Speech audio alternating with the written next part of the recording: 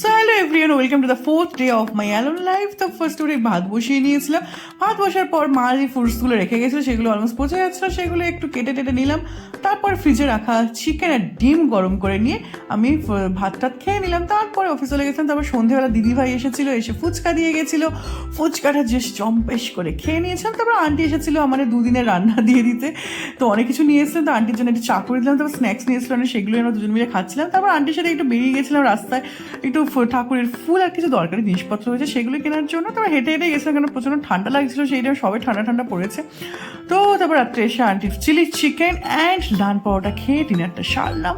তো আর আমার গান তো অলওয়েজ চলে হয়ে না, I feel lonely, down or happy, any মোমেন্টসে আমার গানটা লাগেই। তো গান শুনে শুনে আমি সব কাজ করি। আর আমার এই ব্যাটারিটা শেষ হয়ে গেছিলো ঘড়ি, সেটা কিনে এনেছি, সেটা লাগিয়ে দিলাম। তারপরে দিনটা শেষ করলাম। So thanks for watching.